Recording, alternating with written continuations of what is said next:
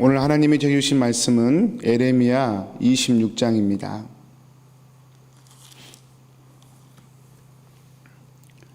에레미야 26장 16절에서 24절 말씀까지 저희 보겠습니다. 고관들과 모든 백성이 제사장들과 선지자들에게 이르되 이 사람이 우리 하나님 여호와의 이름으로 우리에게 말하였으니 죽일 만한 이유가 없느니라. 그러자 그 지방의 장로 중 몇 사람이 일어나 백성의 온 회중에게 말하여 이르기를 유다의 왕 히스기야가 시대의 모레셋 사람 미가가 유다의 모든 백성에게 예언하여 이르되 만군의 여호와께서 이와 같이 말씀하셨느니라. 시온은 밭같이 경작지가 될 것이며 예루살렘은 돌무더기가 되며 이 성전의 산은 산당의 숲과 같이 되리라 하였으나 유다의 왕 히스기야와 모든 유다가 그를 죽였느냐.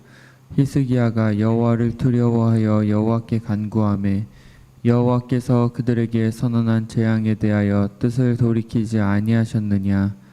우리가 이같이 하면 우리의 생명을 스스로 심히 해롭게 하는 것이니라. 또 여호와의 이름으로 예언한 사람이 있었는데 곧 기럇 여아림 스마의 아들 우리아라. 그가 에레미야의 모든 말과 같이 이 성과 이 땅에 경고하여 예언하매 여호야김 왕과 그의 모든 용사와 모든 고관이 그의 말을 듣고서 왕이 그를 죽이려 하매 우리아가 그 말을 듣고 두려워 애굽으로 도망하여 간지라. 여호야김이 사람을 애굽으로 보내되 곧 악불의 아들 엘라딘과 몇 사람을 함께 애굽으로 보냈더니 그들이 우리아를 애굽에서 연행하여 여호야김 왕에게로 그를 데려오매 왕이 칼로 그를 죽이고 그의 시체를 평민의 묘지에 던지게 하니라. 사반의 아들 아이감의 손이 에레미야를 도와주어 그를 백성의 손에 내어주지 아니하여 죽이지 못하게 하니라. 아멘. 아멘. 오늘 말씀은 에레미야가 예루살렘이 실로처럼 될 것이다. 실로처럼 될 것이다. 저주거리가 될 것이다. 그렇게 예언을 하였을 때에 그것을 들었던 제사장과 선지자들 그리고 그를 따르는 백성들 이렇게 해석하는 게 맞을 것 같습니다. 제사장과 선지자들과 그를 따르는 백성들이 에레미야에게 몰려들었습니다. 그러면서 너는 죽어야 되겠다 이렇게 이야기를 합니다. 마치 예수님을 대하는 이스라엘의 그 당시 종교 지도자들과 같은 모양이죠. 에레미야를 이렇게 이제 죽이려고 할 때에 에레미야를 보호해 주었던 사람들이 오늘 말씀에 있습니다. 고관들이라고 표현되어 있는데 또 장로라고 표현되어 있기도 하고요.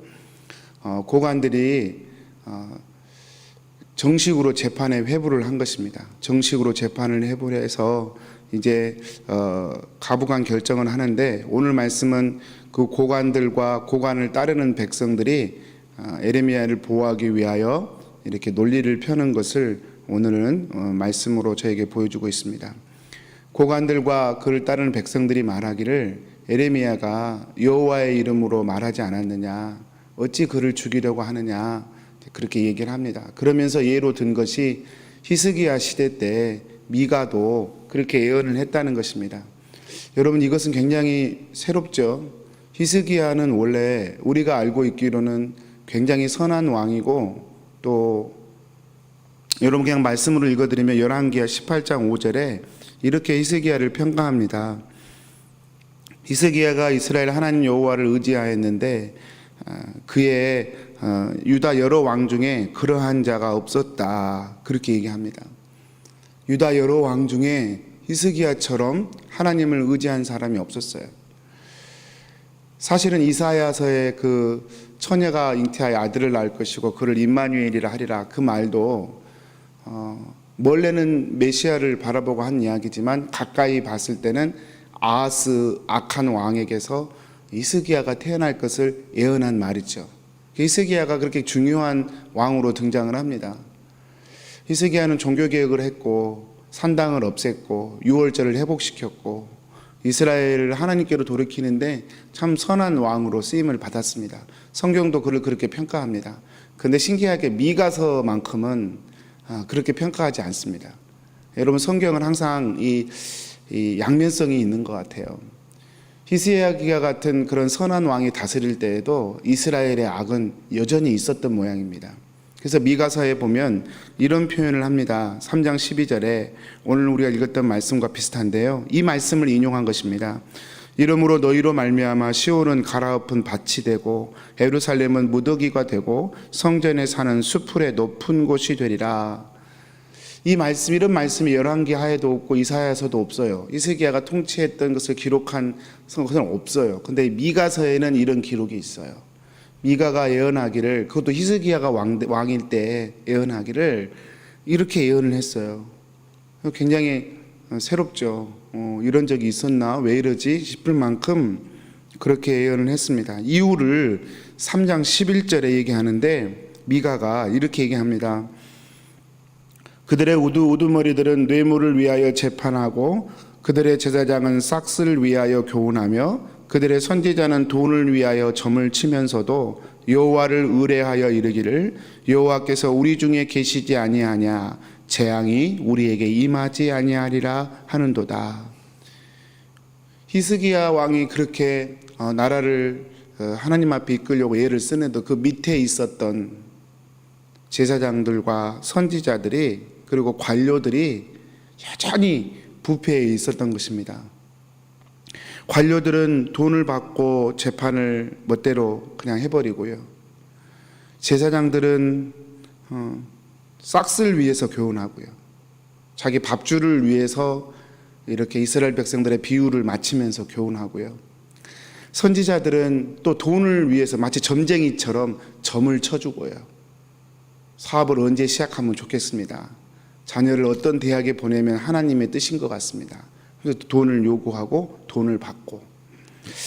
자, 이런 일들이 있으면서 근데 더 무서운 건 이런 일을 하면서도 뭐라고 표현하냐면 하나님께서 우리와 함께 하시니 재앙이 우리에게 임하지 아니할 것이다. 그렇게 얘기한단 말이죠. 이런 상황을 두고 미가가 그 예언을 한 것입니다. 여러분, 히스기야가 왕이면서 이스라엘을 그렇게 선하게 다스리고 노력했던 한 물줄기가 흐르고 있었고 또 한 물줄기로는 여전히 이스라엘의 조상들이 그랬던 것처럼 하나님의 이름을 빙자해서 자신의 욕망과 탐욕을 계속해서 흘려보냈던, 그러면서도 마음에 불안함이 없었던, 왜요? 여호와의 이름을 불렀기 때문에. 이것이 히스기야 왕일 때도 있었다 그 말입니다. 그러니 히스기야 왕이 아닌 그런 악한 왕들이 다스릴 때는 얼마나 이 영적인 어두움이 더했겠습니까? 지금 여호와김이 그런 시대거든요. 그래서 고관들이 이렇게 비교로 얘기하기를 히스기야 왕이 어떻게 했느냐, 그 미가 선지자의 얘기를 듣고, 여러분 미가서에 보면 다른 그 제사장들과 이런 사람들이 미가에게 그런 거 예언하지 말라고 겁박을 합니다. 그런 거 예언하지 말아라. 근데 히스기야 왕은 오늘 말씀에 보니까 그 경고를 듣고 회개하고 하나님 앞에 엎드렸다, 그렇게 얘기합니다. 19절 말씀에 그렇게 말씀을 하죠.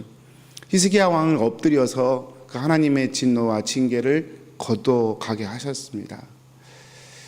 이게 히스기야가 했던 반응이고요. 그와 반해 여호와김은, 지금 본문에 나온 여호와김, 에레미야와 바룩이 써줬던 서신서를 찢어버렸던 아주 악한 왕입니다.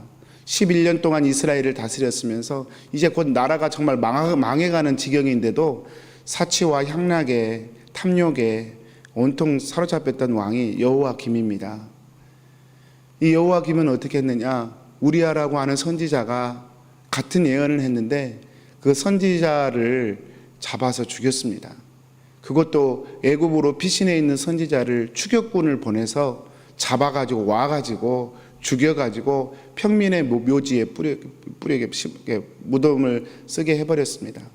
당시에 선지자나 또는 제사장이나 관료나 이런 사람들은 무덤을 따로 썼었습니다. 그들의 명예를 지켜줬죠. 그런데 그들의 그 묘를 평지의 묘지에 썼다는 것은 그를 완전히 우리가 부관참시라고 그러죠. 죽은 사람을 또다시 참시하는 것, 그와 같은 정말 불명예스러운 일을 했다. 그렇게 보는 것입니다. 여러분, 여호야김이 그렇게 했습니다. 그러면서 어떻게 해야 되겠느냐, 그 질문을 하게 되죠. 결론은 이제 아마 이렇게 갑론을박이 있었을 것 같고, 아히킴이라고 하는 사람이, 이 사람은 나중에 이 바벨론의 속국이 되었을 때 이스라엘이 유다가 총독으로 보낸 첫 번째 총독의 아버지입니다. 영향력이 상당히 있었던 사람인 것 같아요. 이 아히김이 에레미야를 보호해 줍니다. 자신의 정치력을 다 동원해서 에레미야를 보호해 줌으로 이 순간의 위기를 벗어나게 되죠.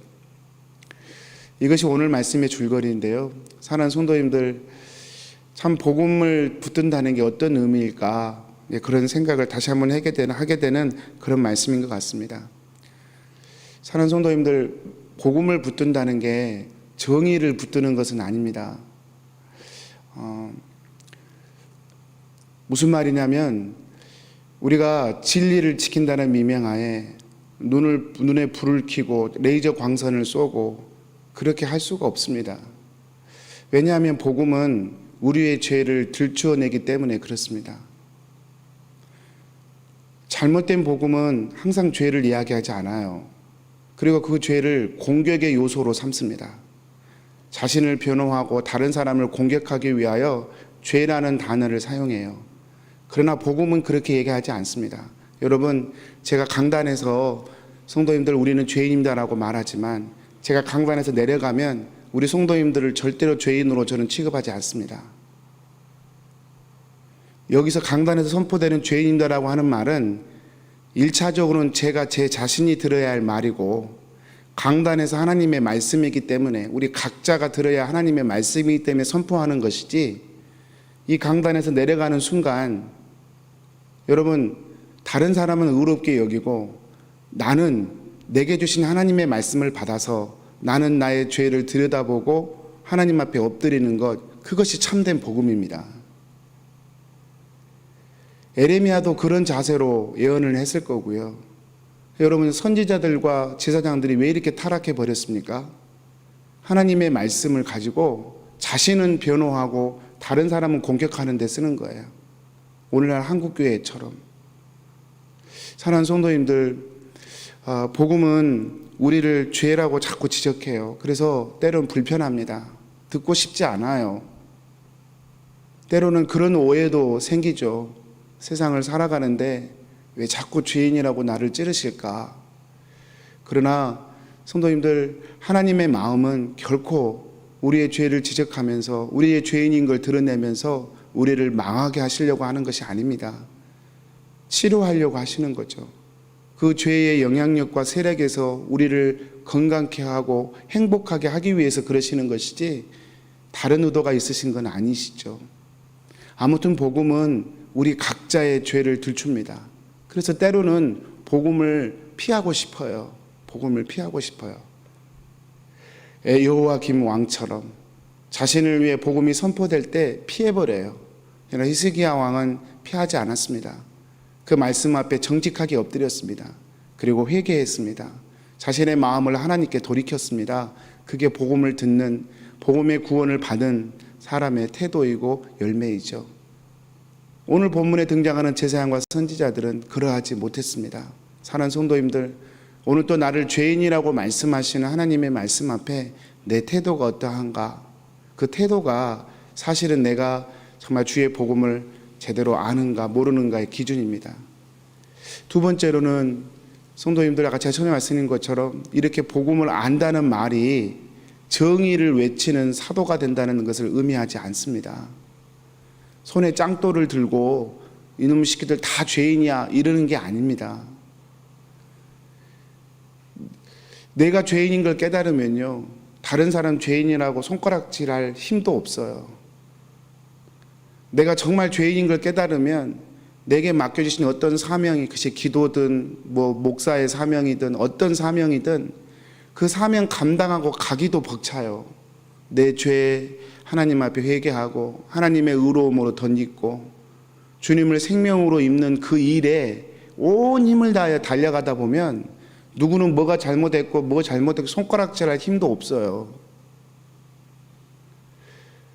그런데 이것이 무기가 돼버리면, 나는 이제 정의롭고 다른 사람은 다 불의하고 이렇게 돼버리면 정말 참혹한 모습이 되는 것이죠. 복음이 주는 따뜻함, 복음이 주는 겸손함, 복음이 주는 행복감 다 없어져 버려요. 불평과 원망과 날카로움과 비판과 몰상식과 그렇게 점철되는 교회와 신앙으로 이상하게 흘러가 버리는 것입니다. 사랑하는 성도들, 오늘 말씀 참 무거운 말씀으로 다시 한번 저희가 묵상해 보게 되었습니다. 복음은 나의 죄를 지적합니다. 저도 강대상에서 내려가는 순간 다른 모든 사람은 나보다 낮게 여길 것이고 나를 제외한 모든 분들은 다 의로운 분으로 여기고 절대 다른 사람을 정죄하거나 비판해서는 안 됩니다. 나에게 주신 말씀이기 때문에. 그래서 복음을 안다는 것은 겸손하게 되는 거예요.